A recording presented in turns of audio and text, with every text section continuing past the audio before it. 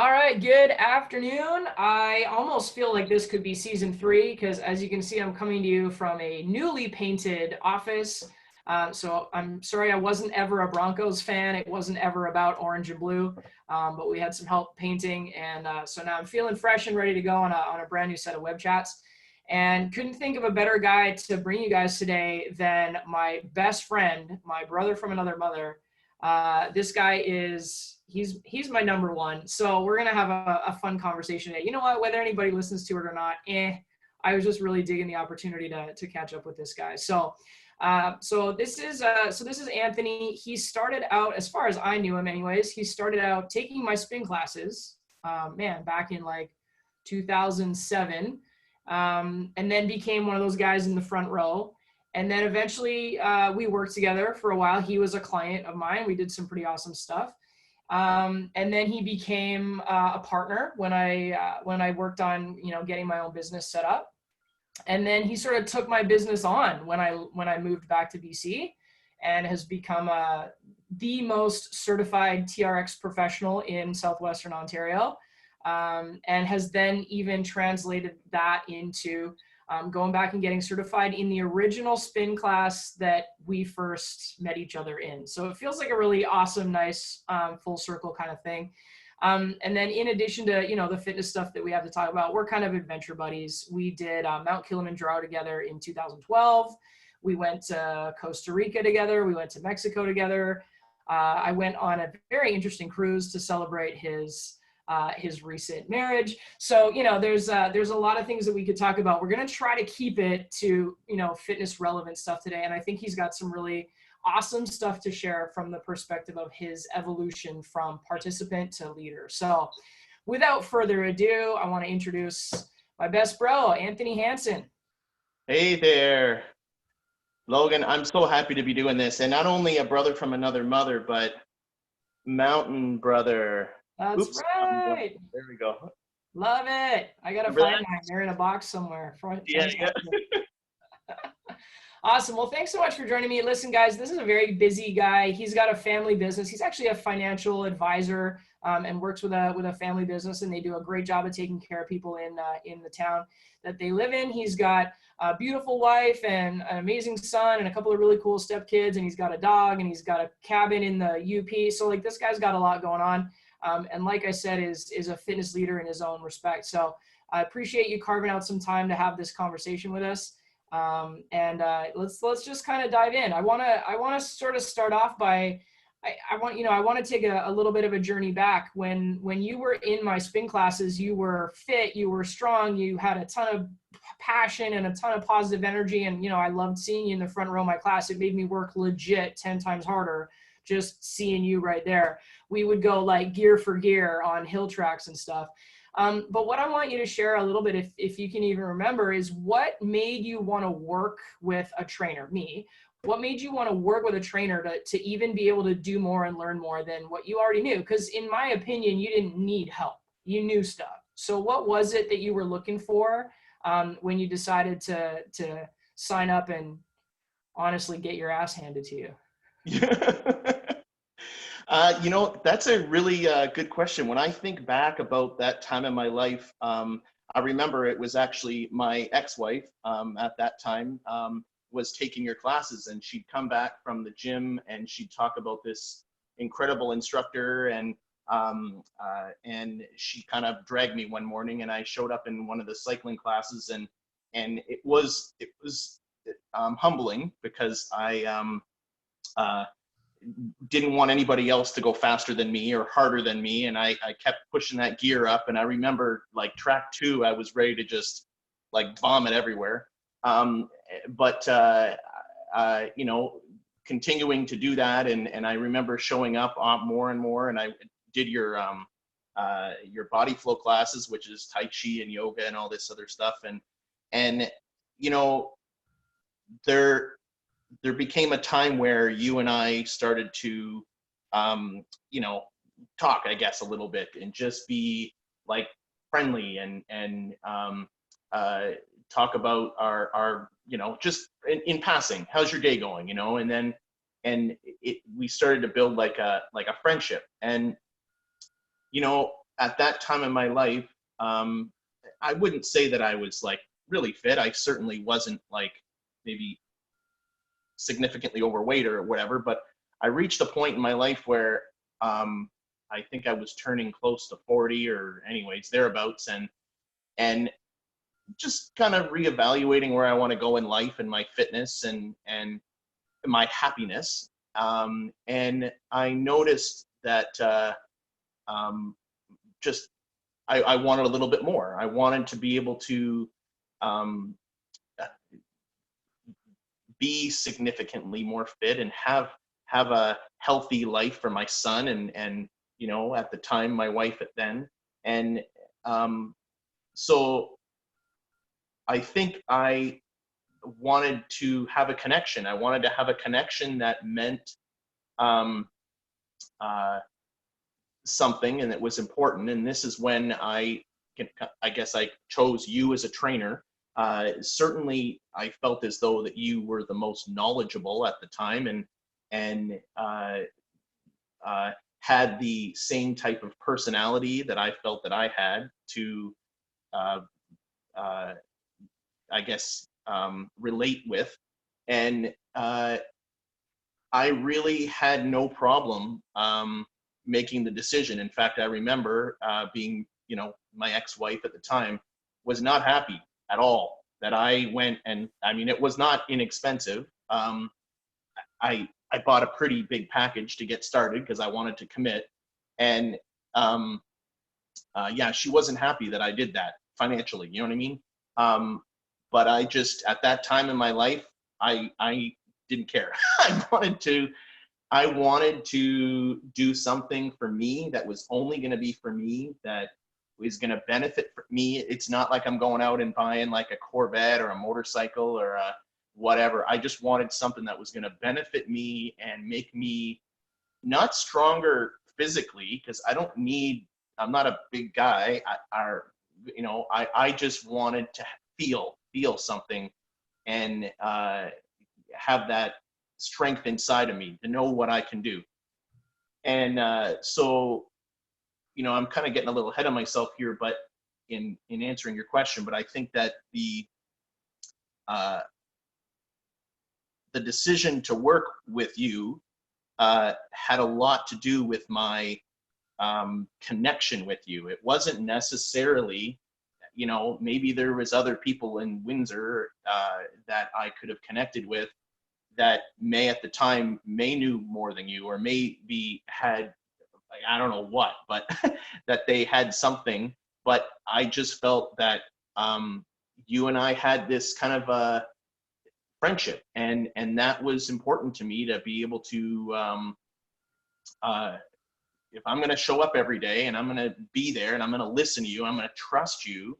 It really is like a relationship. It's a trust. It's when you tell me to push this sled across the gym and scream and yell at me, I got to be able to take it, right? I don't want to have to leave there and go, "Who the fuck was that?" Like, I'm not dealing with that or whatever. I got to have faith in your capable hands that I'm going to benefit from what it is you're asking me to do. Because there was a lot of times that I was like, oh man, I don't know. Like, I remember, and I still bring it up all the time, and I'll probably never be able to do this again. I don't know. I'm saying that, but now I'm going to go do it just to prove myself wrong.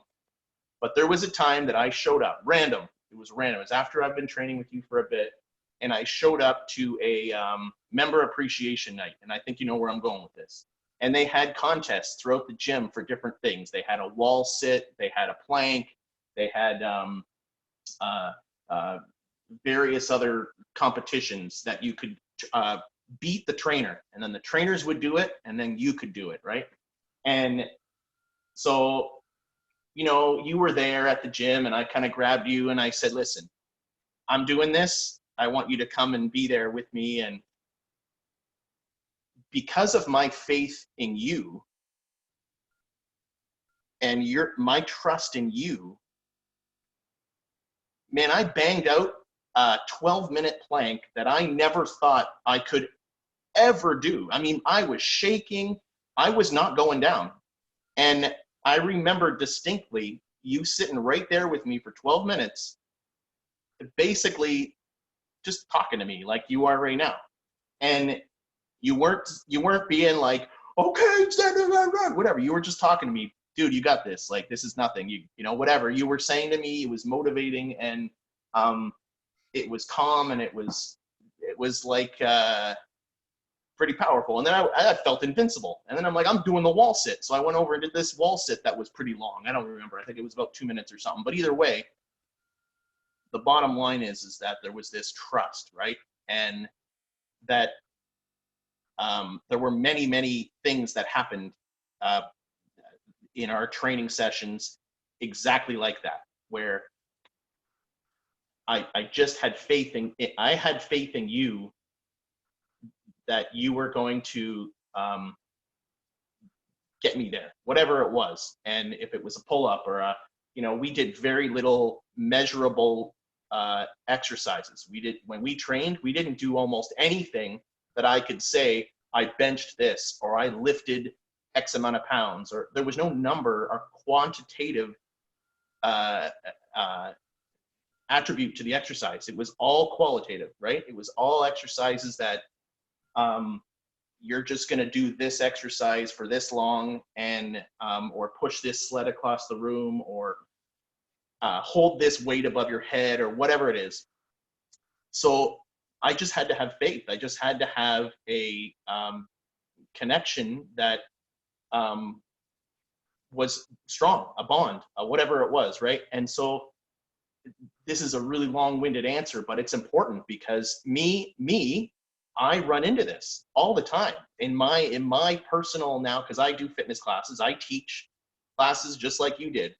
And my ability to connect with people, that has been my challenge, because I am a busy guy. I don't have time to go and like be talking to people as much as I would love to before my class. I don't have time to go and show up an hour before and go talk for an hour in the gym with different people and get them to come and take my class for the first time and build these new people like you did to me. And that has made my classes suffer, because that key has been missing. Now people, when they know me, when they come to my class, I think that they have a pretty good class. I think that they're getting what they came to get, but that little piece, which is the biggest piece, is missing.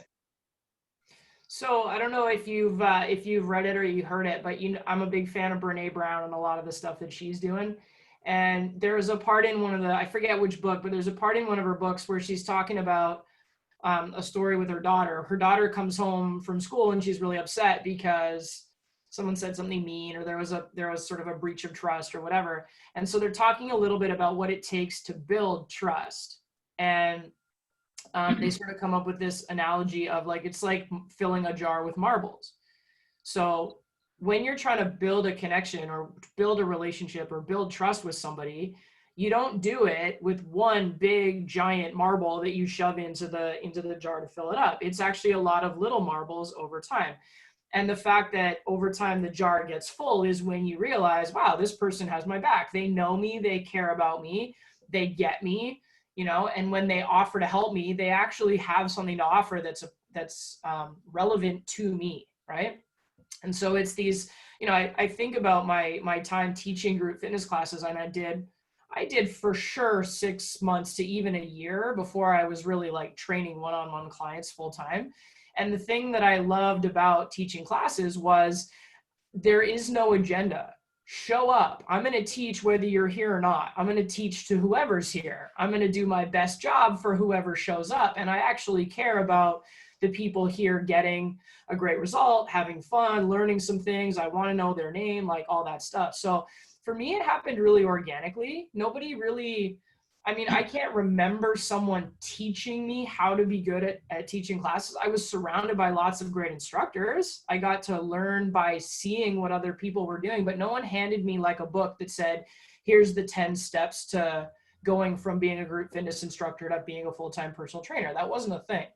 But what I realized about those experiences is every time you showed up to my class, if I was there to serve you with a great attitude and great energy, and I encouraged you and I knew your name and I said, thanks for coming back. And I said, come on, Anthony, one more gear.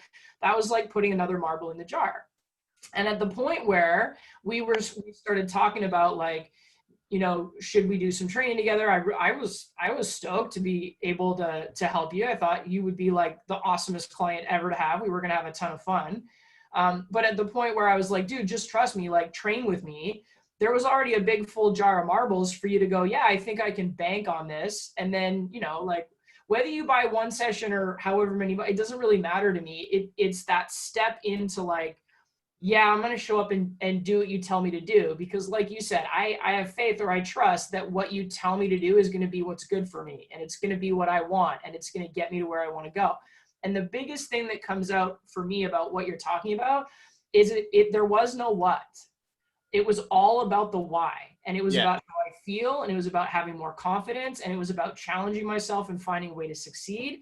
And that's essentially been now what our entire friendship is about. We don't like hang out and eat pizza on the weekend. We don't like call each other a couple times a week. We show up a couple times a year or a couple times every other year and do stupidly big epic shit together. Yeah.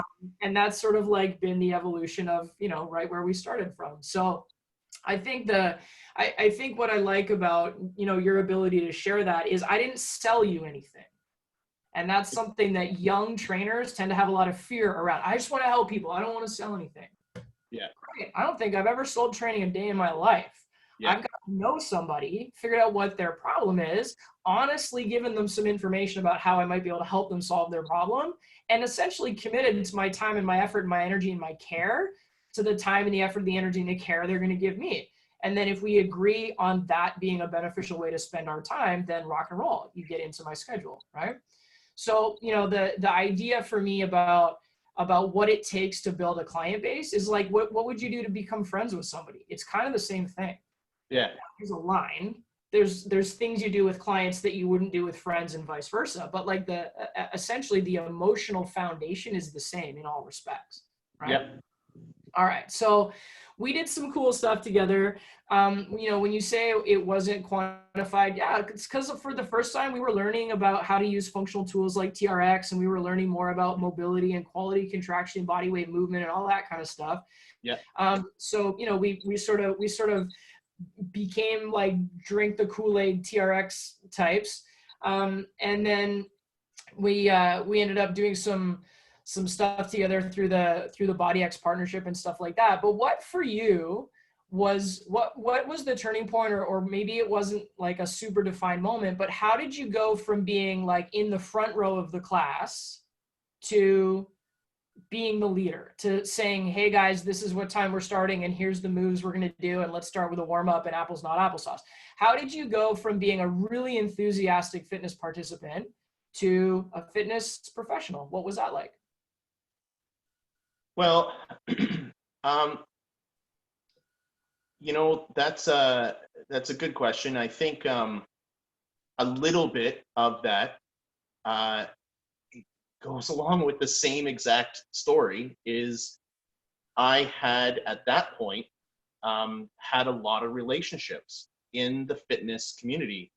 You know, I was just looking at my Facebook this morning with my wife, and we were going through some people that I had known at that time, and I don't really connect with them that much anymore. But and she just said, "Wow, you just had like all of these people that you hung out with," and that's kind of really what it was. Is that you had built this kind of crew, riot crew or whatever. You had built this crew, and we had this business running. You had these boot camps you were running, and certainly the cycling classes was like it was like you didn't miss a class, and if you did, you felt horrible, not because of your own fitness, but because you almost, I'm going to miss them. I'm not going to see them for a whole other week now. And so, you know, when you had made the decision that, you know, even, sorry, let me step back. Even when you were running your boot camps, there was times that I was assisting with running those boot camps because, you know, you and I had trained together, and I knew I knew your style, and I knew what you're looking for, and I knew what you were trying to achieve. And the energy that I had was similar to yours, not maybe as big as yours, but I just felt that when you had decided to move to British Columbia, I didn't want to lose that. I didn't want to lose those connections and those people and the relationships that I had. And I thought, you know what?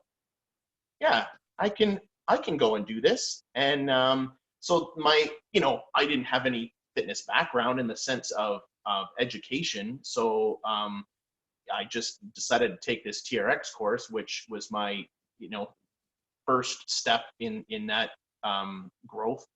And that gave me the confidence that, okay, I can lead here. I have some type of not designation, but I'm qualified to have something.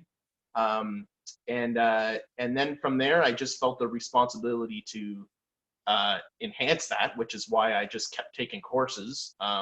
I've taken 9 TRX courses now, so I mean I'm done them all. um, and and then as well, I took cycling classes, and I have two cycling certifications, and um, I guess it was just at that time I wanted to still keep that family going, that connection to those people. Then it evolved into uh, to be honest, in my personal life, because that's not my primary job. I mean, I have a full-time business that I run.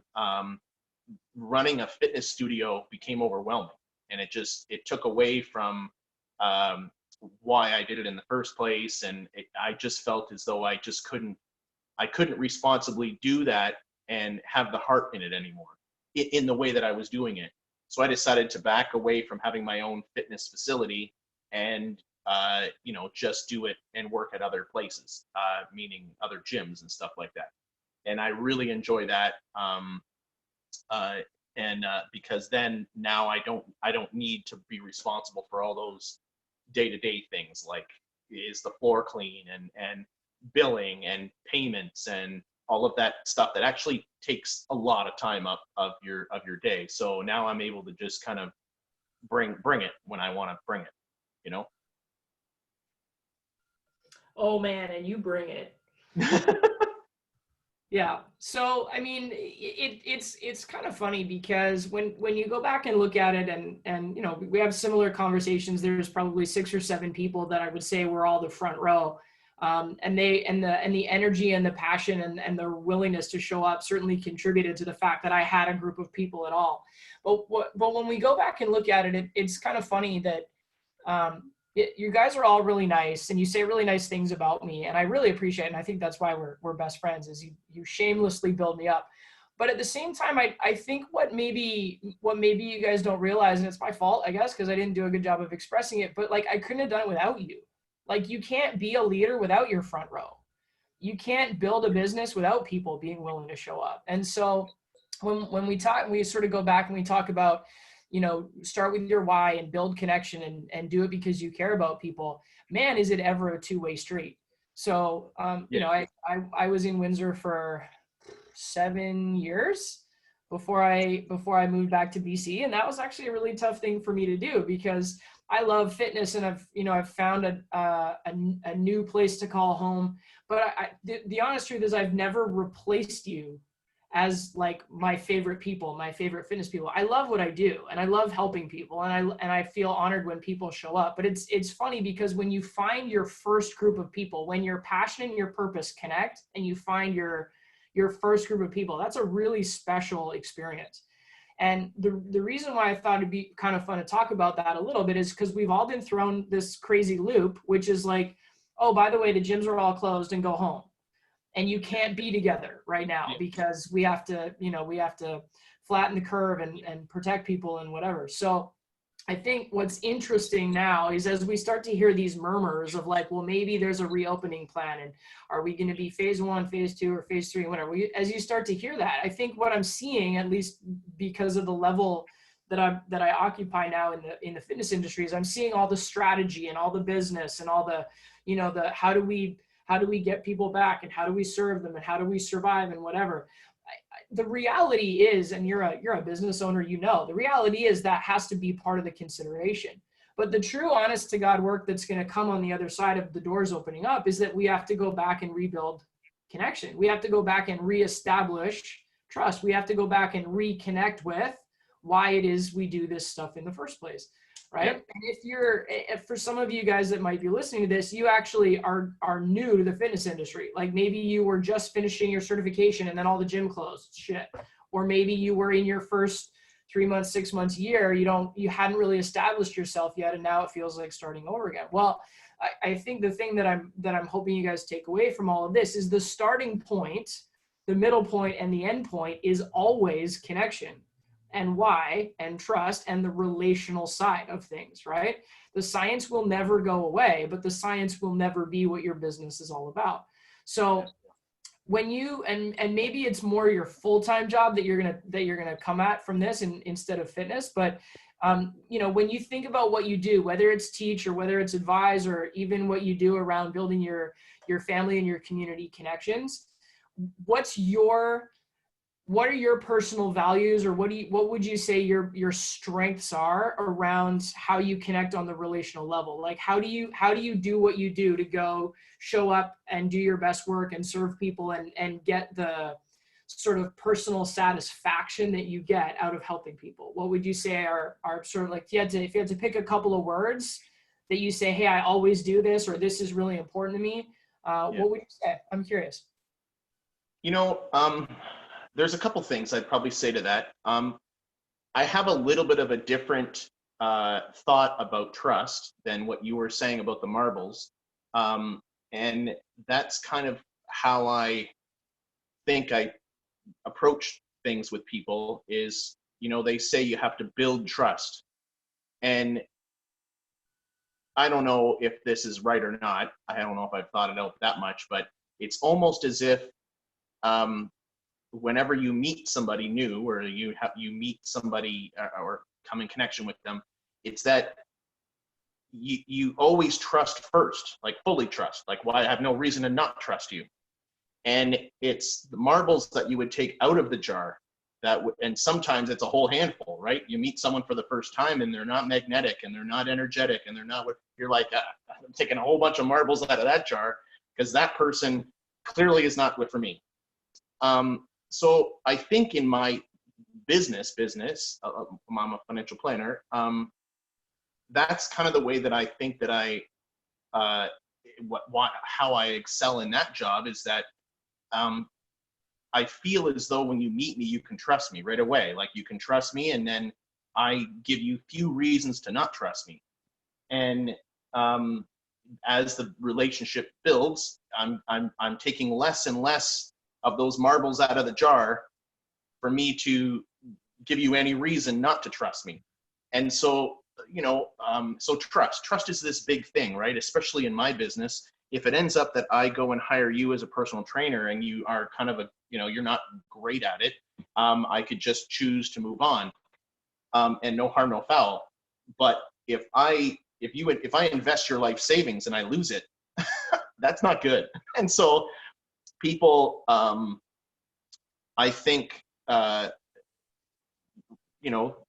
trust, like I said, for me in my professional business is, I have a nice building, I have a nice office, and I have certainly a good website, good reviews. And so the trust is there. It's just now I have to give you a reason not to trust me. Aside from that, I've been told that I have, an honest demeanor about me when I talk. You can tell that I'm not speaking from here. I'm speaking from here, and I'm not calculated, and I'm not trying to. I'm not trying too hard. I'm not trying to like. I'm talking from here. Can't you tell? And it's up here, really. Because I think sometimes I've found that with people is that I can tell that right here they've got it. But they're just all up in here with every reason why you need to prove to me that you're talking to here. And that's just too much. And so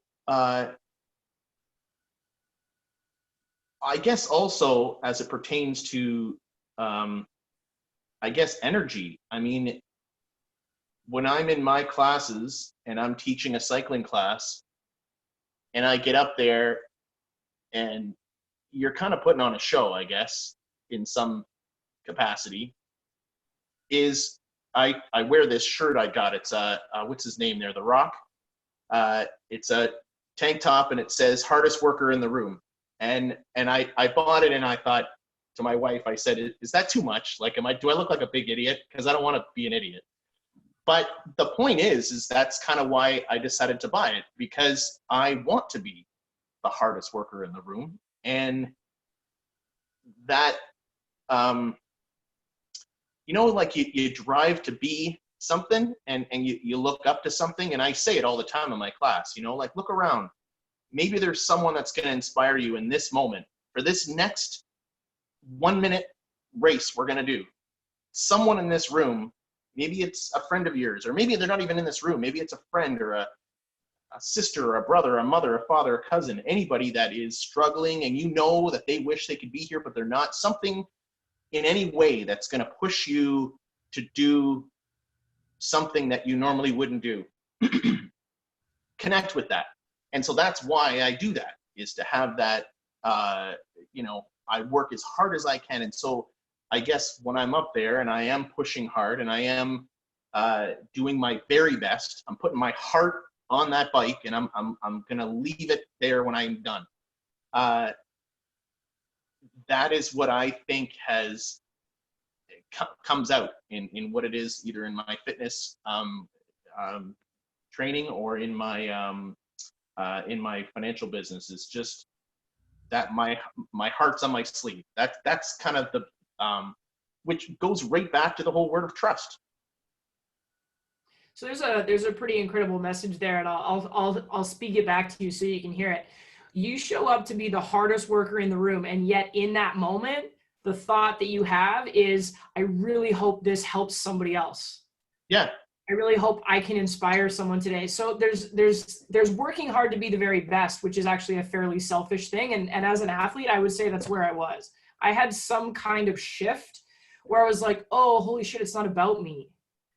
And then that became, I'm going to give my absolute best because I want to help you, because I want to inspire you, because I want to make it easier for you, because I want to give you the strength it takes to do a 12-minute plank. So there's an element of, I call it servant leadership. That's something that we toss around a fair bit, which is that the higher up you go, the harder you work for the people below you, because there are more people below you.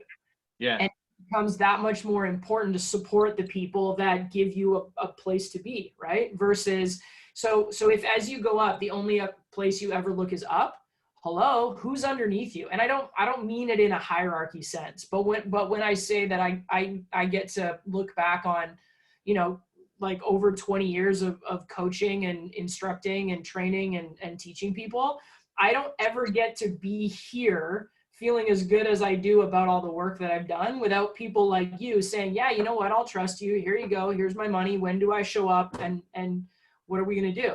So there's this really interesting element of the higher you go, the more important it is to look down and bring people up with you. Yeah, absolutely. That's something that I definitely recognize in you. Maybe that's where we sort of feel the same way is you turn around and you reach down and you pull somebody up to the heights that you figured out how to scale because people were willing to help you do the same thing. So that's you know what, and you're a humble guy. You don't give yourself enough credit. I know that when people show up, they love your class and they feel supported, and you might not have an hour to connect with them, but you don't have to. Connecting with someone can happen in a moment, and that moment can be more meaningful than the quantity, right? So what you do is you bring the quality of your heart to everything you do, and people feel that. And then what that means is they keep showing up, because even if they get it in little doses, 1 hour at a time or one class at a time or whatever, that resonates and it echoes and it expands across a wider time frame. You can impact someone's life in a single moment just because you connected with them in a way that they hadn't experienced before, or you empathize with them, or you sort of put words to something that they were feeling in a way that they really need it. It's kind of like, I didn't know I needed it until I heard it. and you deliver that for people, and it's pretty incredible.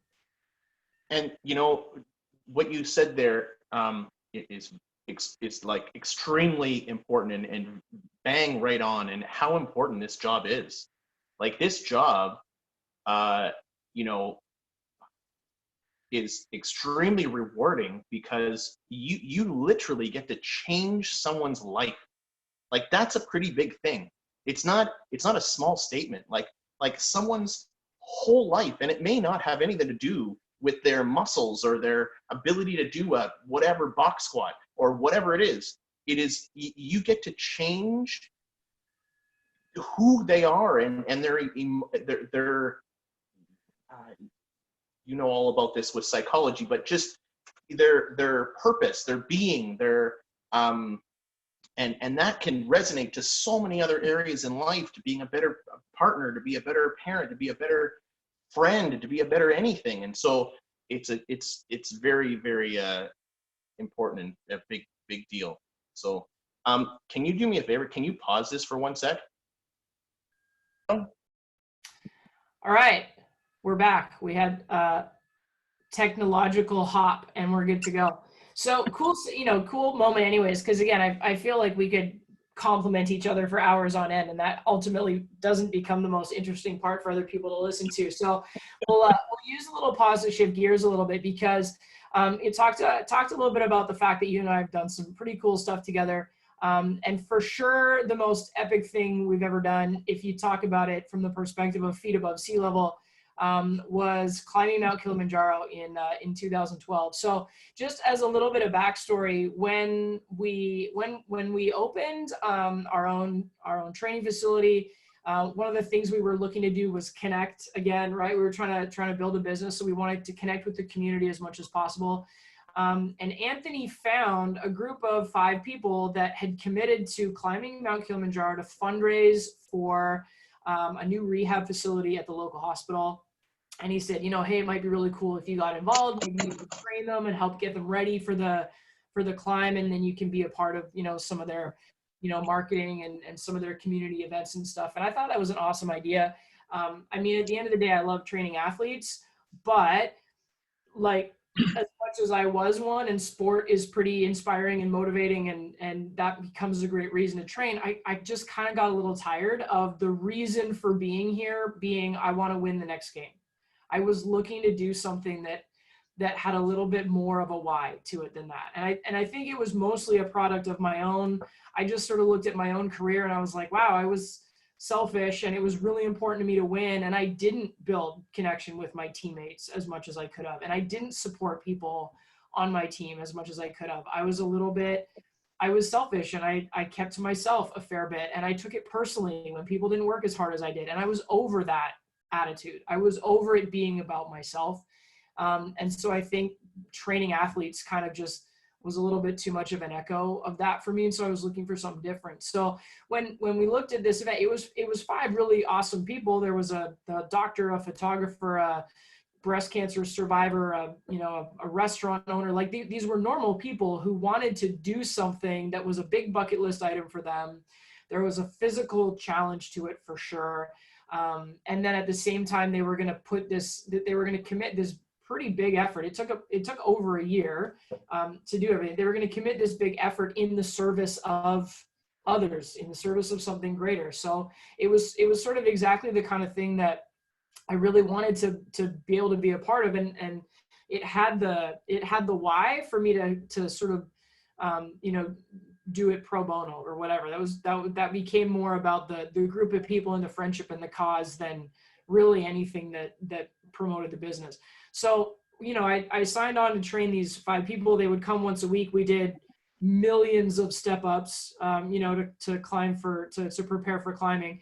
And then as it became a little bit more known around sort of the studio and the group of people that would come in and train, there became an opportunity as we got closer to the trip where they said, hey, we can actually open this up. The tour company that we've hired will allow other people to come along and be a part of the group and contribute a part of your registration fee to the cause. And so I think it probably took about 3 minutes after that announcement for me to decide, like, oh my God, I'm going. Like, I've put a year into my life trying to make sure that you guys make it to the top. The way I can make sure that you get there is go with you. And I think the next person to join after me was probably you.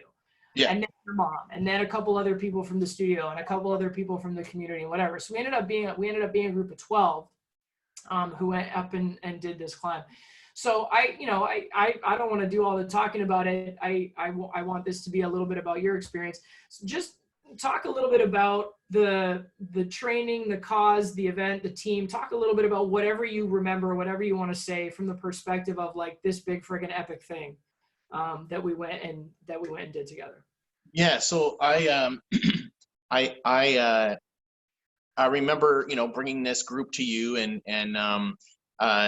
we would get together and we do these exercises and everything like that, and we work out together and stuff. And I want to say, soon as they said that they were going to do this, I didn't even know where Kilimanjaro was, to be honest. Like, I knew nothing about it.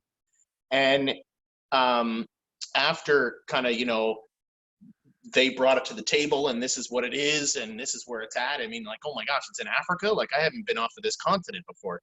And so for me, it was like, I want to say the cause was awesome. Like, the cause was great. It felt good. I remember after climbing Kilimanjaro, and we had raised some money, going to the hospital and presenting the check was felt pretty awesome. Like, it was very, giving back to the community type of thing.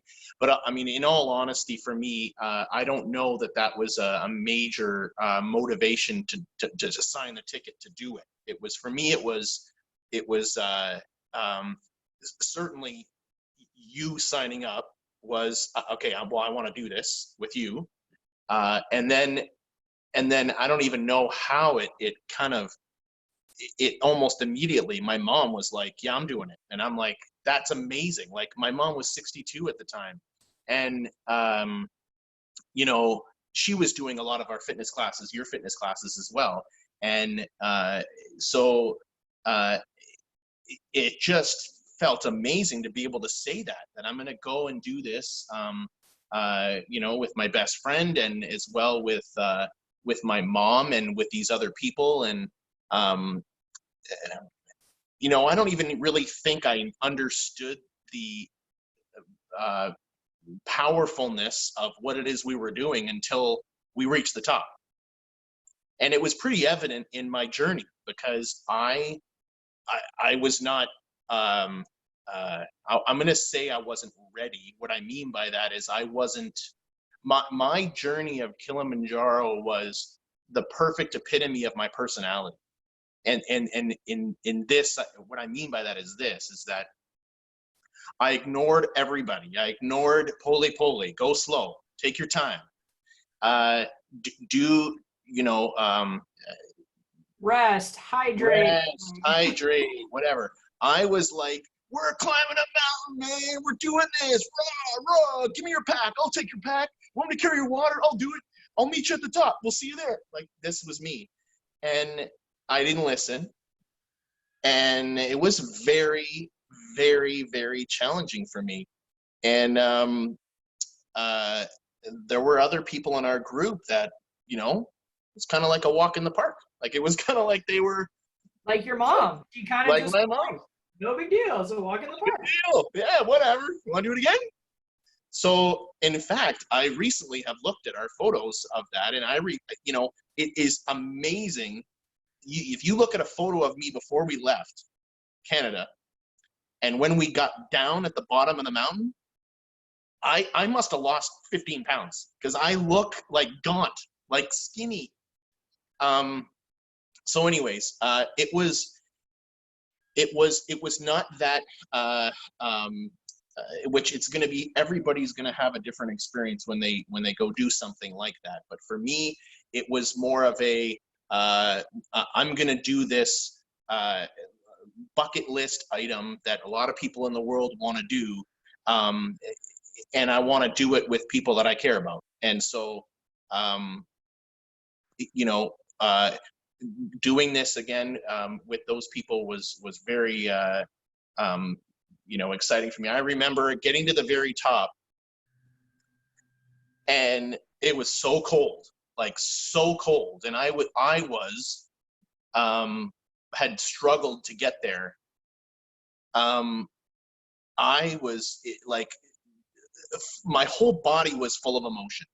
I remember looking at everybody up there with me, and because there's, like you've said it before, there's no fireworks, there's nothing to see, there's no buildings to see, you're even above the clouds, there's nothing at the top, there's some flags and a sign, that's it, and you just climb for 5 days to get there. I had so much emotion for when I looked around and I saw each person, for not my commitment or my achievement or my whatever, but just doing this together, and the connection. I remember Trevor. I went over and we were both sobbing. I gave Trevor a hug and he's sobbing. I'm sobbing. My mom hugging her, hugging you. We're all just full of, I don't know if it was joy. It was certainly proud of myself, proud of the person that was, because each person, I know their story. I know what they're dealing with. And so you did it, and to know that they did it, and giving them a hug, and Julie, when she same thing with her, giving her a hug up there, like that was just like, it's pretty big. So, and we did a lot of other things when we were there. We did a safari while we were there, and we saw a lot of pretty amazing animals, and it was something that, you never forget it. You did it, and I can't wait. I'm a father. I can't wait to experience that someday with my kids. Like with my son, I hope he does that with me someday. It doesn't have to be Kilimanjaro, but something similar. I mean, it's what it does for your spirit to do things like that. It just builds you. It builds who you are. It's not your strength. It's not a badge on the wall. It's not something that you go and you now get the trophy. The trophy's inside, and that for me was where it was at. I think what was cool too is, again, like hindsight being what it is, I think everybody struggled at a certain point, and we could get super mushy and turn this into metaphors. Realistically, inside of training somebody, everybody struggles at a certain point. Some people struggle multiple times. Sometimes being a trainer, what you feel like you're doing is just trying to find a way to drag someone out of a deep dark hole over and over again. But what I noticed about doing it in a group, like I think you bought like the most expensive version of everything. Absolutely. For your gear. You had like a solar panel to charge your phone that had like satellite data, like yeah. Unreal, man. You bought like the best of the best gear. And then you also look around at the team that helps you climb, and they're in like shorts, t-shirts, and flip-flops, and then you're in like $10,000 worth of gear. So like it's an epic trip, but at the same time, you're just walking for 6 days or 5 days or whatever. It's these really weird like juxtapositions, right? But you were so excited. You didn't sleep the whole plane ride there. We got there and you wanted to go explore the town, and you were like, oh my God, I'm in Africa. And you were like all about it. And then day one, like up like a shot. And then day two was just like an African sledgehammer clocked you on the head, and you were struggling. And I saw you doubt yourself, and I saw you worry that you were holding people back. And I saw you sort of the little doubts of like, but I have a son, but I have a family. What am I doing? What if I get hurt? What if I, I remember it, like, not at the time, but later you were like, I would have paid any amount of money to like have a helicopter come and pick me up and take me off the mountain. Yeah, absolutely. Day two. And I mean, obviously you got through it, but it was like, we all had those moments. We all had a moment where we struggled. I remember various people sort of having sort of their breakdown moments, and some people it was more personal stuff, and some people it was more physical stuff. And sort of what was neat about the group was like everybody had somebody's back. Like everybody got kind of saved from their deep dark place by a different person. We Yep. all did it for each other.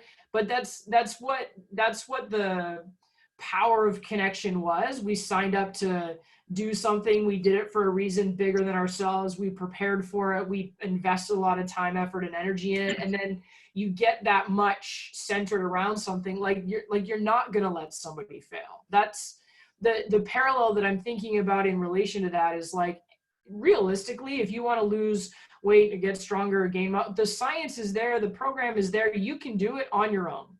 The Yeah. reality of fitness is if you do the right thing enough days in a row, you can reach any goal you want.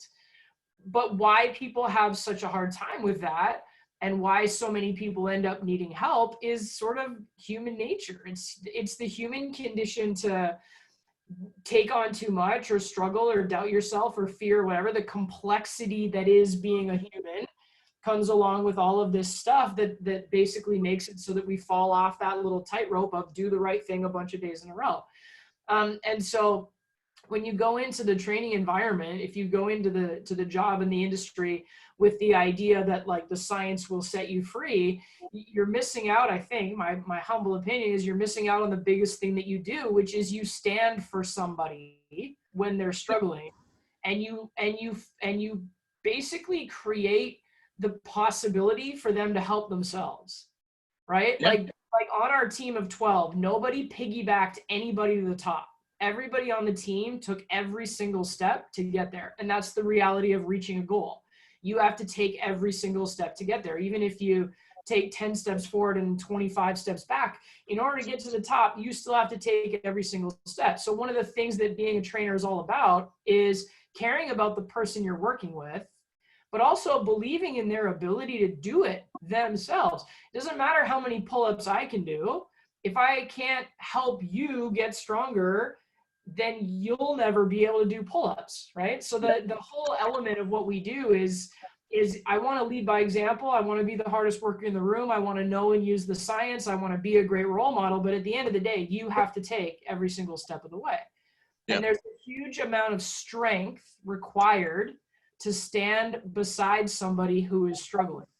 Oh yeah, absolutely. And let them struggle, but also say calm and kind and quiet words, or you know, some people literally need to be yelled at in order to make it, and other people need to be supported. Like everybody's different, but there's been some really interesting lessons for me over and over and over again in my life and in my career that sort of show me that. So I definitely think of you being somebody that has my back and stands beside me and lets me struggle and fail, but ultimately doesn't ever let me give up, right? So I can say to you, I'm having a shitty day, and you can hold space for that, but you also don't let me forget that on the other side of a shitty day is the possibility for a really great one. So that ability, that connection, that friendship, whatever that is, as much as, you know, we're having a conversation like, you know, a couple of best friends, at the same time, the value of that and how it translates into how we serve people and how we inspire people and how we help people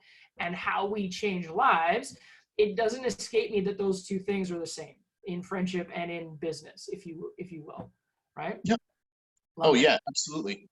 All right, well, I'm going to wrap it up with one last question. If you were going to give advice to a fitness enthusiast or a brand new trainer or someone that's thinking about taking the leap and dedicating themselves to a fitness career, whether you want to come at it from the perspective of a client or a fellow fitness professional or just a human being, what advice would you give for what you think it takes to be a great trainer or what you think it takes to be successful in a fitness career? I think if I was gonna, my dog wants attention here. I think if I was gonna say something to a new person coming straight out, you know, I would say if you're in a club facility, if you got your own club, you're in a club, you're whatever it is, I would say that it's getting connected to people, whether it's doing something. I guess talk to people about what their why is. What is your why? What is your why? I recently had somebody come and train with me at the house here, and you know, her why. Excuse me, one sec. I'm just gonna. I'm her why was that she wanted to be able to be an OPP officer, and she was struggling getting through the PIP test that she has to do. And she's got all the education in the world to do that job. It's her dream to do that job, but she just can't get through that fitness test. And so I said, listen, I'm gonna help you get there, but I'm gonna give you some promises, but you got to give me some promises. And those promises are that that I'm gonna give you is I will always be here. I will be here when you're struggling. I'll be here when you are sitting in front of the couch and you're about to sit down and open that bag of chips. You need to know that I'm right here. You just need to message me and or whatever, and I'm going to commit. And this is a special case. You probably wouldn't do this with every client, but she's a friend. So I just said, I am there for you. Like this is not just, okay, lift this weight this way. It's a commitment of I'm not going to let you down. And so my request was that you can't let me down, meaning you have to put your part into this. And when you're feeling weak, that's when I'll be here for you.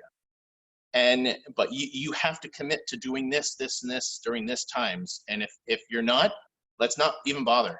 Like, how bad do you want it? What's your why? And so I guess it's a very hard, it's not a one answer, it's more of multiple answers, but think about everything we've just talked about for this time frame in this webcasting. Is the connection that you have with somebody is really what's going to make them a lifelong client. Like, you're not just going to train them and then they're going to go into a fitness contest and they're going to go win and then they're going to never talk to you again. You're building a relationship for life with this person, and hopefully, and it doesn't have to be just by these sessions and the quick sale type of thing. And it's probably very, very hard for anybody who's just getting started, because there's that pressure, right? You got to get so many sales, you got to get so many clients, you got to get so many in any capacity. You got to, you're new at selling cars, you got to sell 5 cars this month, and there's that pressure, right? But what if you could get 1 car, but every 4 years they get a new one?